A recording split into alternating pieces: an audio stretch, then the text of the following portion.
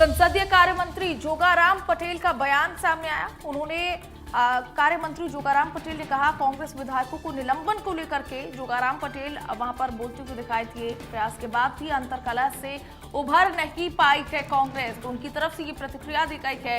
इसी का परिणाम है कि आज इतना सख्त निर्णय लेना पड़ा। ये बड़ी खबर इस वक्त की आपको बता रखे।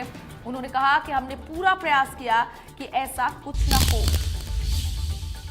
अब इस पूरे मामले को लेकर के संसदीय कार्य मंत्री जोगाराम पटेल का बयान सामने आ रहा है। जोगाराम पटेल की तरफ से कहा कि आप कांग्रेस विधायकों के निलंबन को लेकर के प्रतिक्रिया उनकी तरफ से सामने आई। उन्होंने कहा कि हमने पूरा प्रयास किया कि ऐसा कुछ ना हो। विधानसभा के इतिहास पर कलंक लगे हैं, जोगाराम पटेल की तरफ से कहा गया। जिनका निलंबन किया वो स्पीकर तक पहुंच गए थे। उन्होंने ये भी कहा कि हमने पूरा प्रयास किया है कि ऐसा कुछ ना हो। पूरे मामले को लेकर के उनकी तरफ से प्रतिक्रिया आई है। उन्होंने कहा कि हमने पूरा प्रयास किया कि ऐसा कुछ ना हो। एक बार फिर से आपको बता देते हैं कि आखिर पूरा मामला क्या है। दरअसल कांग्रेस प्रदेशाध्यक्ष गोविंद सिंह डोटासरा की तरफ से ये उनके अलावा 6 विधायकों को सस्पेंड किया गया। उनका हाथ आगे बढ़ जाता। देखिए, भरसक प्रयास करने के उपरांत भी कांग्रेस अपनी अंतर्कलह से उबर नहीं पाई और उसी का परिणाम है कि आज इतना सख्त निर्णय विधायक दल को लेना पड़ा।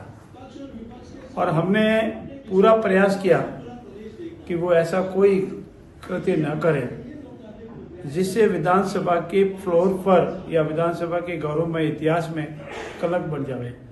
अगर आज एक कदम या 1 इंच 2 इंच अगर उनका हाथ आगे बढ़ जाता तो स्पीकर के शरीर को छू जाता। और ये सब इंटेंशनली कोई हमारे नए विधायक साथी ने नहीं किया है। अनेक बार के विधायक, पूर्व मंत्री और एक राष्ट्रीय दल के अध्यक्ष के नेतृत्व में उनके उकसाने पर ऐसा कृत्य किया गया है। और सभी जिनका नाम आज के इस निलंबन में शामिल है वो सभी थे माननीय स्पीकर तक पहुंच गए थे। और जो उनका आक्रामक रुख था, माननीय स्पीकर महोदय को आहत करने का जो उनका रुख था और जिस तरह से उनका भाव था, उसे लगता था कि वो उनके साथ कोई न कोई हाथापाई करेंगे। ऐसे स्थिति में सभी विकल्पों पर विचार करने के उपरांत ये निर्णय लिया गया है। फिर भी मैं आज ओपन हार्ट से ये निवेदन करता हूँ कि वो हमारे बुलाने के बावजूद भी नहीं आए, स्पीकर के बुलाने के बावजूद भी नहीं आए, तो फिर आक्रामक रूप में उनको और धमकी दे के गए।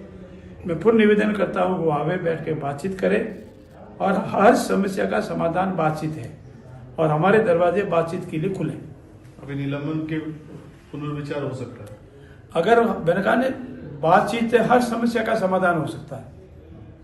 पहले भी निलंबन विड्रॉ हुए हैं, अब भी हो सकते हैं। बस शर्त है कि वो आवे, बातचीत करे और अपने गुनाह को कबूल करे और प्रायश्चित करे और ऐसा भविष्य में नहीं करे। देखिए, जोर आजमाइश होना, विवाद होना, आक्रोश होना, आरोप प्रत्यारोप भी तो चल सकता है, लेकिन आप स्पीकर जाकर पे सीधे ही और कोई मुद्दा नहीं। मैंने जैसा पहले विधानसभा के फ्लोर पर भी कहा, किसी को सम्मानजनक तरीके से बुलाते हैं तो दादी कहते हैं, दादा कहते हैं, मामा कहते हैं, मामी कहते हैं। ये अनपार्लियामेंट्री लैंग्वेज नहीं है।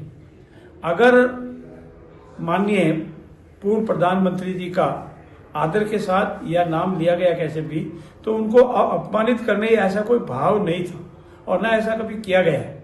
ऐसी स्थिति में जब वो स्वयं स्वीकार करते हैं कि पूर्व प्रधानमंत्री आदरणीय श्रीमती इंदिरा गांधी जी हमारी दादी है, तो हम सबके वरिष्ठ थी, वो हमारी पूर्व प्रधानमंत्री है, इसलिए दादी से संबोधित करना में उनको कोई अपमानित करने का भाव नहीं है। और इस रूप में अगर वो लेते हैं तो वो खुद ही उनको अपमानित करते हैं। पर कहना चाहिए हाँ, हमारी दादी है, हमारा राष्ट्रपिता है, महात्मा गांधी है, तो वो सम्मानजनक शब्द है, अपमानित शब्द नहीं है। देखिए,